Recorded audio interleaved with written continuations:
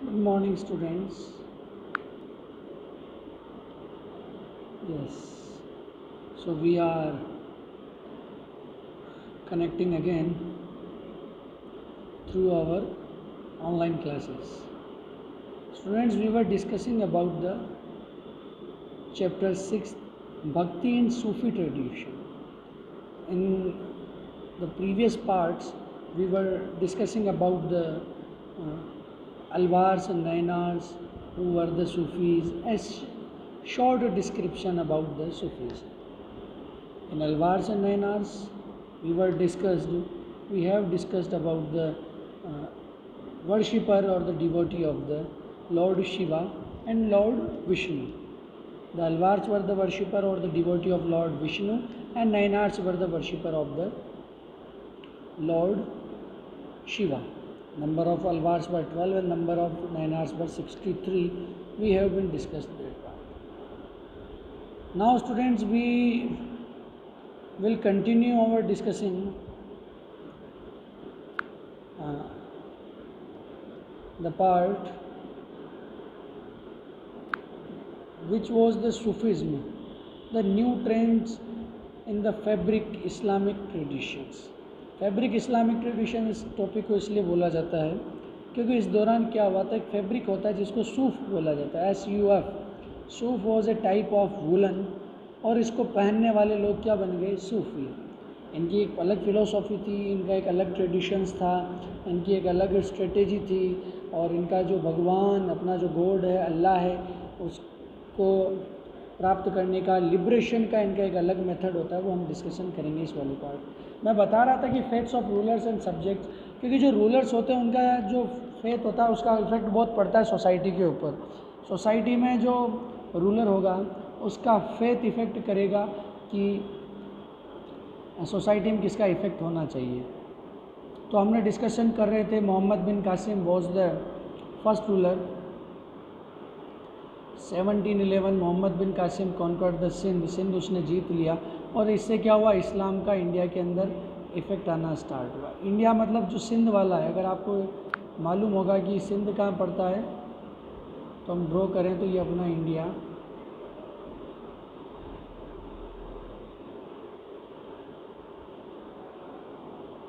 तो ये वाला जो एरिया गुजरात के इस साइड जो एरिया आता है इसको बोला जाता है सिंध. जहाँ सिंधु नदी है वो सिंध इलाका. तो इस सिंध के अंदर स्टूडेंट्स क्या था कि मोहम्मद बिन कासिम ने इसको जीत लिया 711 में. वहाँ से इस्लाम का इंडिया के अंदर स्टार्ट हो जाता है, एंट्री होता है. उसके बाद क्या हुआ, 1191 में मोहम्मद गोरी का इंडिया पर अटैक होता है. 1091 में महमूद गजनी करके आदमी है, 1097 में महमूद गजनी जिसने सोमनाथ मंदिर को लूटा. 1191 के अंदर मोहम्मद गोरी, 92 में पृथ्वीराज चौहान से उसका तराइन का दूसरा सेकेंड बैटल ऑफ तराइन 1192 में हुई. और उसके बाद इंडिया के अंदर क्या होता है, जो इस्लाम होता है उसका रूलिंग एस्टेब्लिश होता है. और तब से क्या होता है, दिल्ली के अंदर 1206 से एक नया रूलिंग स्टार्ट होता है जिसको बोला जाता है सल्तनत. तो हमको ये नहीं पढ़ना है कि कौन रूलर थे क्या थे, हमको ये पढ़ना है कि इसका इफ़ेक्ट क्या पड़ा रिलीजन के ऊपर. तो इस समय इस्लाम आ गया था 711 के अंदर. ये सब इस्लामिक लोग थे, टर्किश लोग थे, तुर्क थे, इनको बोला जाता है तुर्क. जो टर्किश आए वो तुर्क. अफ़गान्स भी थे, इन्होंने अपना दिल्ली सल्तनत एस्टेब्लिश किया. इसमें अफ़गान में खूब सारे 4 टाइप के हो गए. कौन कौन से थे, first was the Ghulam, second Khilji, third were the Tughlaq and fourth were the Syed and Lodhi. ये सब कौन थे, these were the Turks and Afghan. और इन लोगों ने सल्तनत एस्टेब्लिश की. तो इनका रिलीजन उसके बाद हुआ. देखो इसके अंदर लिखा है Islam was the acknowledged religion of rulers in several areas. और वो अभी तक इंडिया के अंदर चल रहा है, लास्ट टाइम तक चलता रहा. हमने एक वर्ड पढ़ा है शरिया, उल्मा शरिया, 2 वर्ड पढ़े थे. उल्मा कौन थे, the scholar of the Islamic law. Scholar,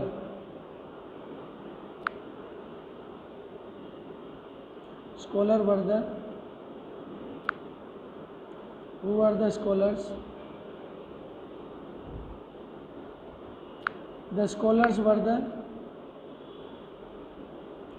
scholar sorry उलमा कौन थे? तो स्कॉलर जो थे किसके? इस्लामिक स्टडीज़ के, इस्लामिक जो लॉ होता है उसके जो स्कॉलर्स होते हैं उनको बोला जाता है उलमा।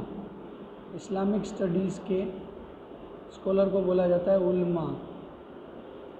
ठीक है, तो उलमा हो गए। इनका काम क्या था कि राजा शरिया के अकॉर्डिंग काम करना चाहिए। एक टर्म और आती शरिया, तो जो मुस्लिम जो कानून है, गवर्न जो लॉ है, गवर्निंग लॉ, उसको बोला जाता है शरिया। शरिया क्या है? गवर्निंग लॉ है, उसको शरिया बोला जाता है। शरिया वॉज द मिक्स ऑफ 3 चीज़, कुरान, 4 चीज़ से मिलकर बना था, कुरान, हदीस, थर्ड वॉज द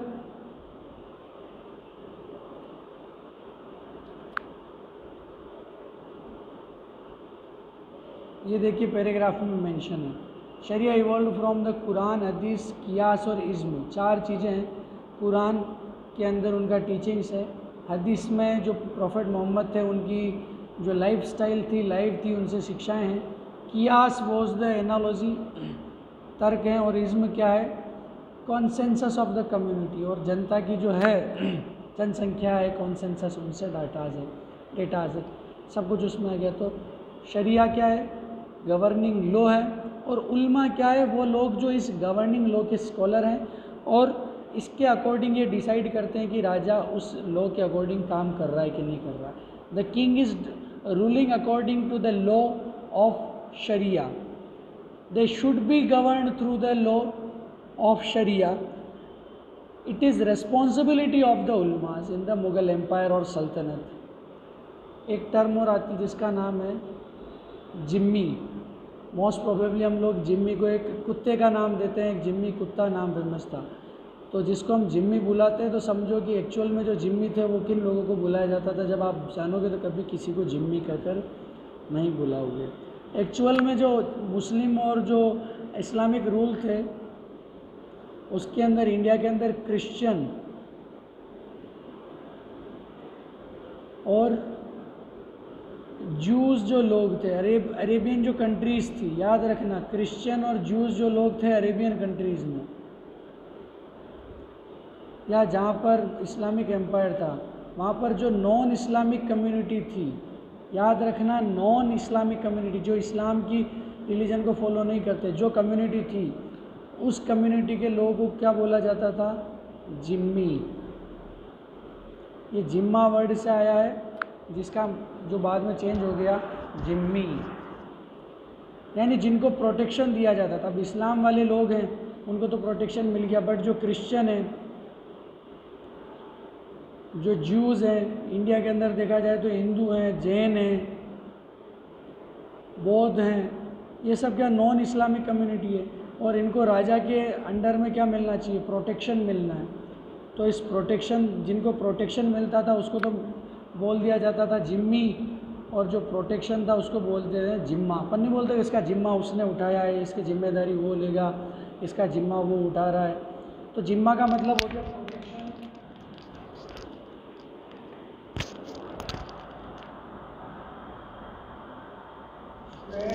जिम्मा का मीनिंग तो हो गया प्रोटेक्शन, और जिम्मी का मतलब हो गया वो लोग नॉन इस्लामिक कम्युनिटीज़ जिनको under the Islamic ruling protection मिलता था, अंडर द मुस्लिम रूलरशिप। ठीक है, अब जिम्मा समझ गए, जिनका प्रोटेक्शन का बेड़ा इस्लामिक एम्पायर उठाता था, जिम्मा जिम्मेदारी लेता था, और जिनको मिलता था प्रोटेक्शन वो हो गए जिम्मी। अब ये जिम्मी लोगों की रक्षा कर रहे हैं तो इनको कुछ ना कुछ बदले में वापस देना पड़ता था, तो जिम्मी लोग एक टैक्स देते थे, उसको बोलते हैं जजिया या जिजिया। क्या बोलते हैं उसको? जिजिया। देखो, such as the Jews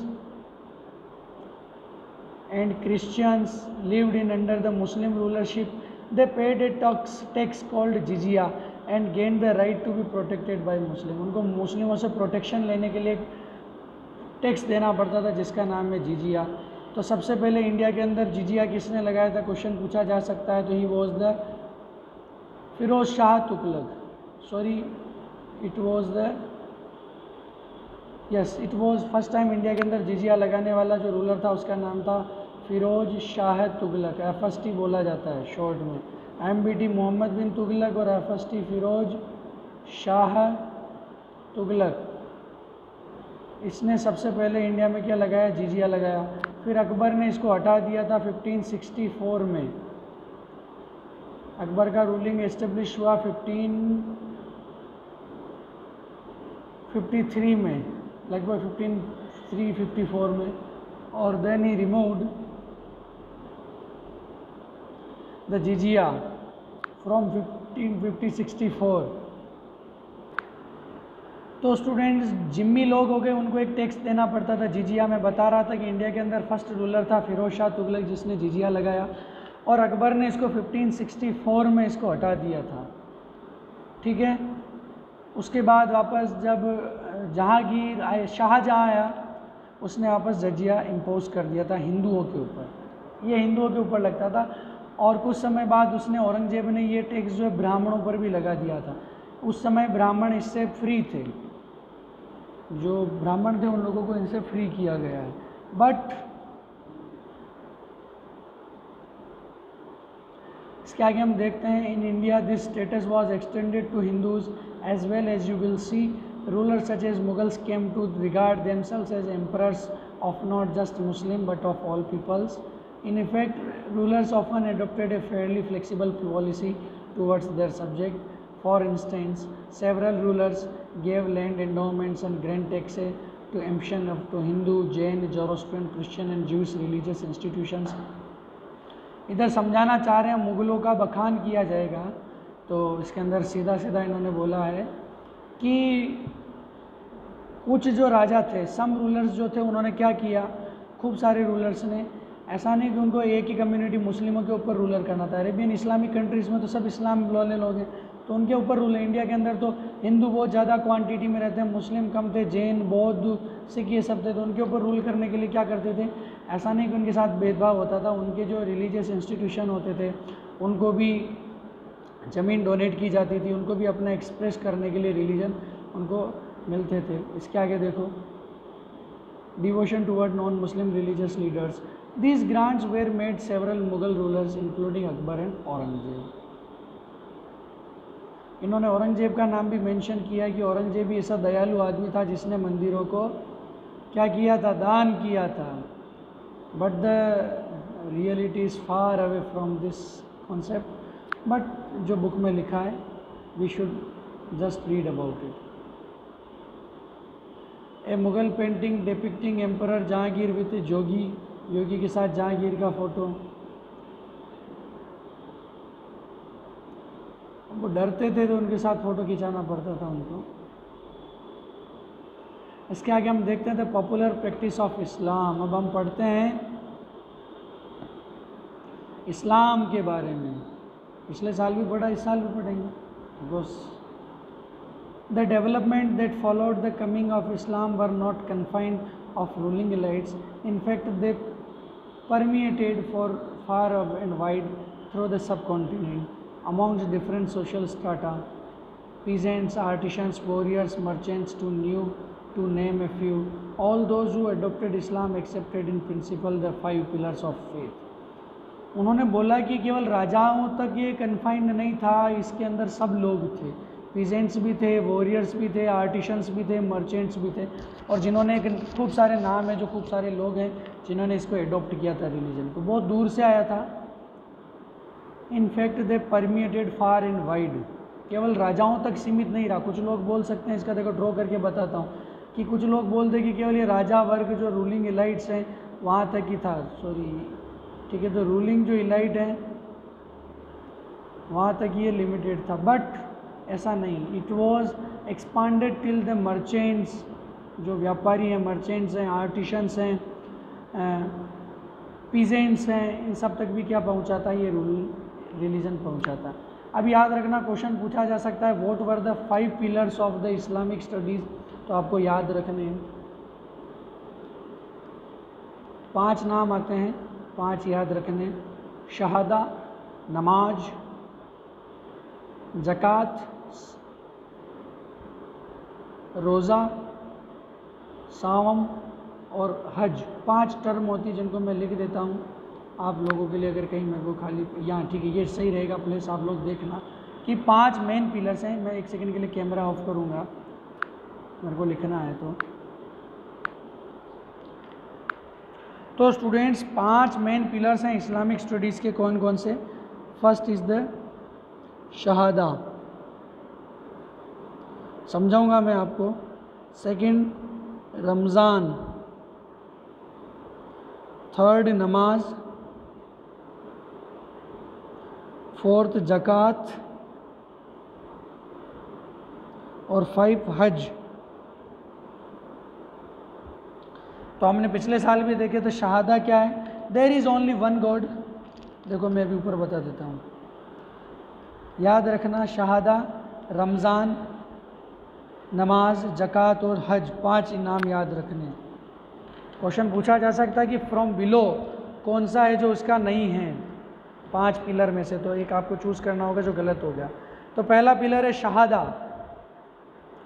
that there is one God, एक ही गॉड है अल्लाह, और प्रोफेट मोहम्मद उसके क्या हैं? पैसेंजर हैं। There is only one God and the God के जो पैसेंजर हैं, मैसेंजर, वो कौन है? Prophet Mohammad. तो स्टूडेंट्स फर्स्ट हो गया शहादा, कंप्लीट होता है। व्हाट वाज द शहादा? शहादा there is only one God Allah. Second है ऑफरिंग प्रेयर 5 टाइम्स, नमाज, नमाज का मतलब दिन में आपको क्या करनी है? 5 टाइम नमाज पढ़नी है। वन गॉड, केवल एक ईश्वर में विश्वास, ठीक है, इसको बोला जाता है मोनोथिस्ट।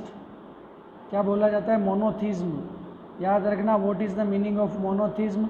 जहाँ केवल एक ही गॉड की पूजा होती है वो क्या होता है? मोनोथिज्म।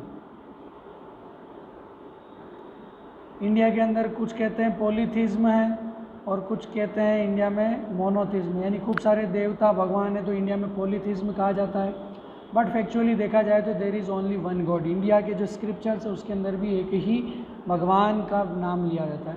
तो मोनोथिस्ट भी बोला जा सकता है, मोनोथिज्म। जो इस्लामिक जो रिलीजन है वो मोनोथिस्ट है। सेकेंड है दिन में 5 बार आपको नमाज करनी, जिसको सलात भी बोला जाता है।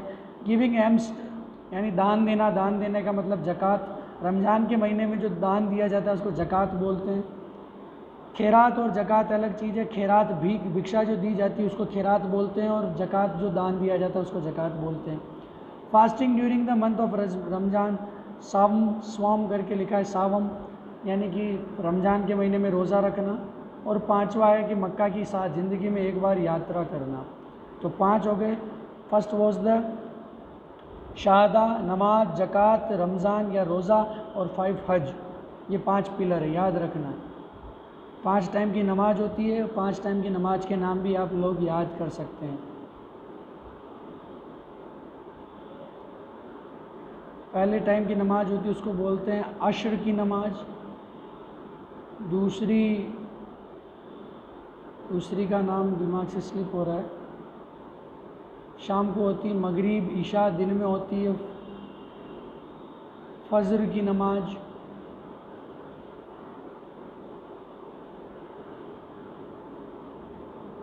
ठीक है, 5 टाइप की नमाज होती है, इसको भी याद रख सकते हैं आप, क्वेश्चन पूछा जा सकता है।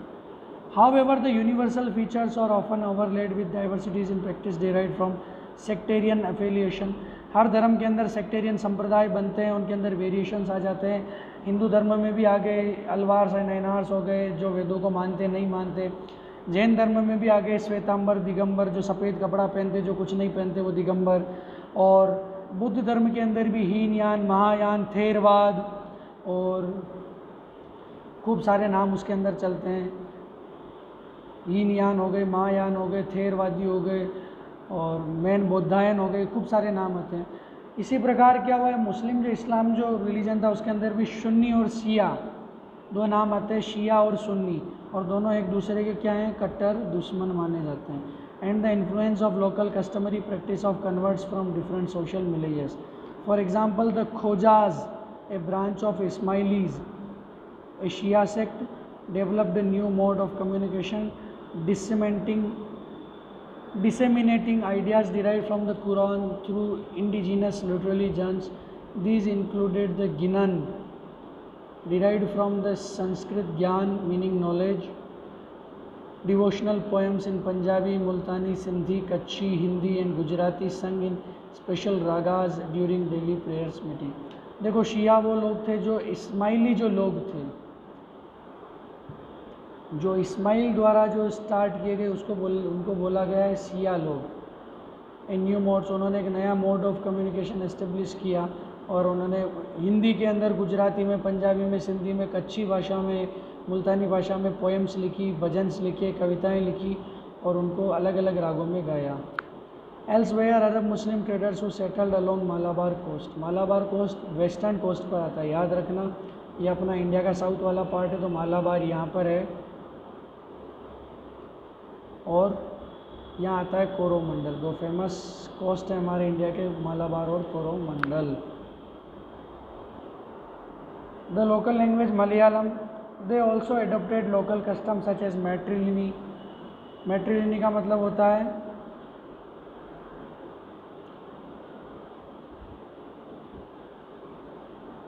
पॉलीजिनी। मैट्रिलिनी के अंदर अभी बताएंगे आपको। द कॉम्प्लेक्स ब्लेंड, देखो मैट्रिलिनी का मतलब होता है, पहले खोजा की देख लेते हम, खोजा क्या है। खोज की मैन्युस्क्रिप्ट, द गिनन, गिनन एक वर्ड है जो ज्ञान से बना है। इनको इस पे लिखा गया है। देखो एक टर्म पढ़ रहे थे matriliny. Matrilocal residence is a practice where woman after marriage remain in their natal home with their children and the husband may come to stay with them. जिसके अंदर क्या होता है, जिसको हम बोलते हैं ना जवाई राजा, हिंदी में बोला जाता है जवाई राजा। यानी कि जवाई राजा कौन होते हैं कि जो अपनी पत्नी के घर पर जाके, जो अपनी वाइफ जो होती है उसके घर पर जाके रहता है, उसको बोलते हैं मैट्रिलिनी। और पेट्रिलिनी के मतलब क्या होता है, जो वाइफ होगी वो आपके घर पे आके रहेगी, आपके पिता के घर पे रहेगी। और मैट्रिलिनी में जो हस्बैंड होगा वो अपने ससुर के घर पे जाके रहेगा, इसको बोला जाता है जवाई राजा। तो इसके आगे हम देख रहे हैं the complex blend of a universal faith with local tradition is perhaps best exemplified in the architecture of mosques. Mosque का आर्किटेक्चर देखो, पहले मस्जिदें ऐसी बनती थी। केरला के अंदर उन्होंने क्या किया, मलयालम के अंदर भी जब लोगों ने इस रिलीजन को एडॉप्ट किया तो वहाँ के जो लोकल कस्टम्स थे उनको भी साथ के साथ उन्होंने जोड़ लिया था। जैसे कि मुस्लिमों के अंदर भी पहले पेट्रिलिनी था कि शादी होने के बाद वो अपने पिता के घर जाएगी, बट थे इस्लामिक लोग, जैसा हमने पढ़ा था ना क्रिश्चियनिटी में थर्ड ऑर्डर के अंदर पिछले साल 11th में, कि उन्होंने क्रिश्चियनिटी को तो एडॉप्ट कर लिया, साथ ही साथ उन्होंने क्या एडॉप्ट किया, जो उनके पुराने ट्रेडिशन थे उनको भी चलने दिया। तो इसके बाद उन्होंने क्या किया कि जो मॉस्क्यू का जो स्ट्रक्चर था वो भी पुराना रहने दिया। देखो केरला में ऐसी झोंपड़ियाँ बनती थी, शिखर लाइक रूप, उसके अंदर भी शिखर बना रखे, पूरा एक उन्होंने अलग स्ट्रक्चर बनाया कि मस्जिद है और एक्चुअली मस्जिद अलग फॉर्म में होती है। वहाँ पर भी उन्होंने जो वहाँ के लोकल ट्रेडिशंस थे उनको एडॉप्ट किया, मैट्रिलिनी हो गया ये सब। एक है Atiya mosque, Mymensingh district Bangladesh, build with brick 1609। Such as their orientation toward Makkah, evident in the placement of mihrabs, the minbar. However, there are several features that show variation such as roofs and building materials. खूब सारे अलग अलग लोगों ने अलग अलग जो traditions थे, अलग अलग जहाँ थे, उनके आर्किटेक्चर में भी चेंजेस आए हैं। जैसे कि मॉस्क्यू का क्या होता है कि उनकी जो दिशा थी मॉस्क्यू की वो मक्का की दिशा में होता है, उसका गेट हमेशा मक्का की दिशा में होगा। मिहराब जो महराब जो बनते हैं उनको बोला जाता है, मिनबार जो पल्पिट होते हैं उनको बोला जाता है। तो ये सब उनके अलग अलग स्पेशलिटीज़ हो गई है। इसके आगे नेम ऑफ द कम्युनिटीज़। तो स्टूडेंट्स अगला अपना टॉपिक है name for communities. We often take the terms Hindu and Muslim for granted as labels for religious communities, yet these terms not gain currency for a year long time. Historians who have studied Sanskrit text and inscription dating between the 8th and 14th centuries point out that the term मुसलमान और मुस्लिम was virtually never used. ऐसा हम लोग कहते हैं कि हिंदू और जो मुस्लिम टर्म है वो कोई लंबे समय से चलने आने वाली होगी या कोई लंबे समय से चली आ रही टर्म, बट ऐसा नहीं है स्टूडेंट्स। ये जो हिंदू और मुस्लिम जो टर्म्स हैं, जो संस्कृत जो जिन्होंने टेक्स्ट पढ़े हैं, जिन्होंने इंस्क्रिप्शन पढ़े हैं, उसके अंदर हिंदू और मुस्लिम वर्चुअली बहुत कम यूज़ हैं, बल्कि यूज़ नहीं हुए, कहीं नहीं यूज़ हुए, virtually never used. Between 8th to 14th century के बीच में कभी भी ये नाम नहीं आए, मुस्लिम, हिंदू, ये नाम नहीं आए हैं। Instead people were occasionally identified in terms of region from which they come.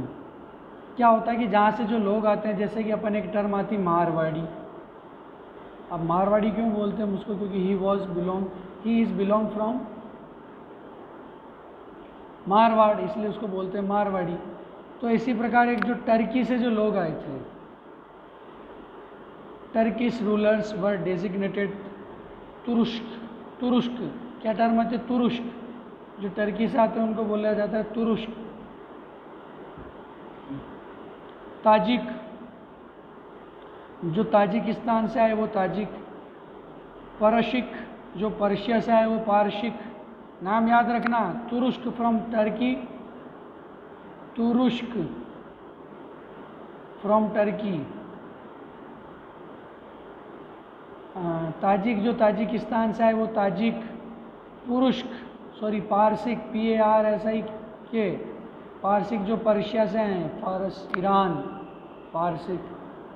Sometimes terms used for other peoples were adopted new migrants for intense.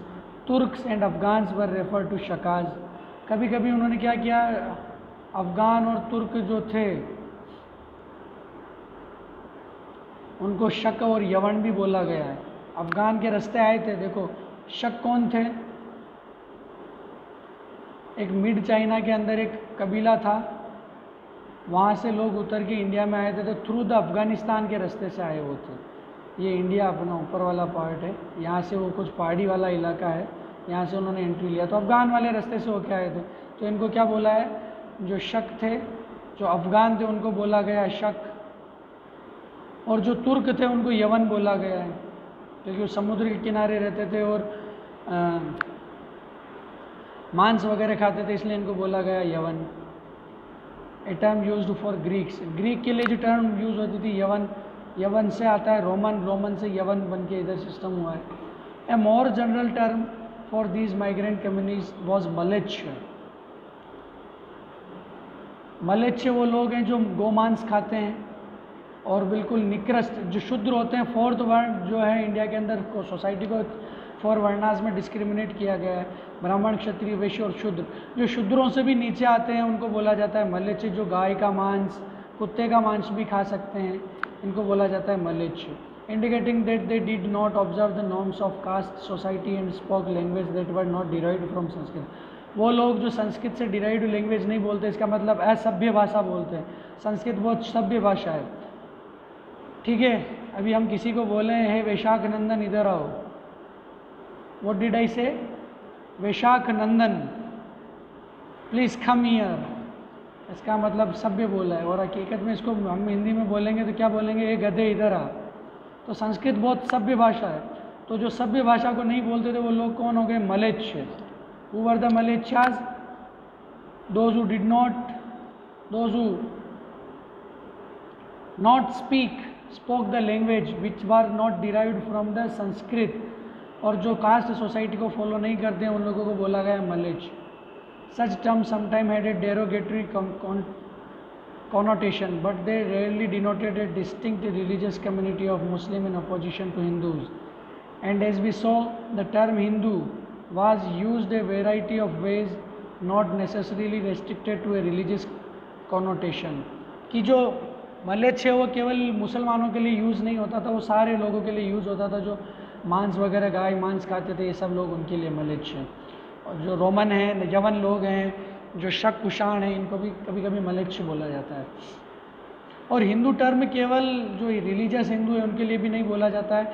कभी कभी जो अरेबियन जो लोग होते हैं वो इंडिया में रहने वाले मुसलमानों को भी हिंदू बोलते हैं। क्यों? Because they are live